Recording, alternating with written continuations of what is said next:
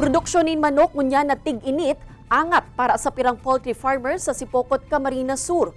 Marhay na ventilation asin hydration kan mga manok sa mga panahon na ini. Pigyan kaminar kan Department of Agriculture Bicol. Alagad presyo asin supply kan manok asin sugok. Apektado daw kaini. Sa tuyayan aramon sa live ki Jessica Kalinog. Jessica.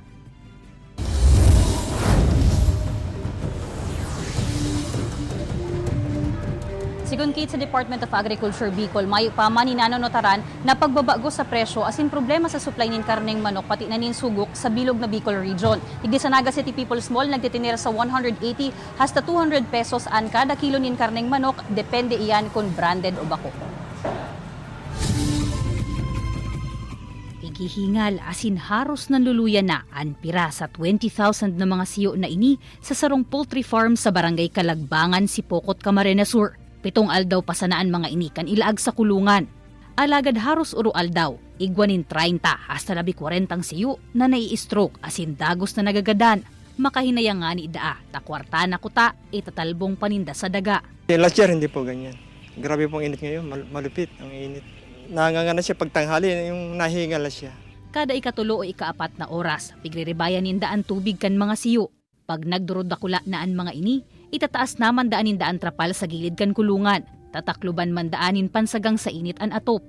Mantang nagdadakula naan mga manok, padikit-dikit man na piga-adjust an sa indang kulungan, nganing mas matawanin espasyo an mga ini. Sa tansya ni Cesar, kung magdagos-dagos pa ang siring na sitwasyon, makalihis ang 30 days, nasa 18,000 na mga manok o mas dikit pa ang sa indang mga harvest para sa nakakontratang kumpanya nin manok.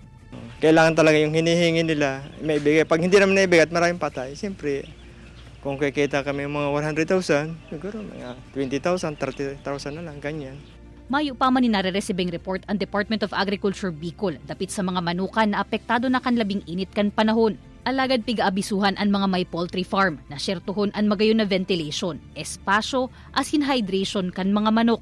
Mantinido mandaan presyo kan whole chicken sa 190 hasta 200 pesos kada kilo, pati na ang sugok na nasa 650 ang market price, puon pa Enero hasta ngunya na Abril 2024.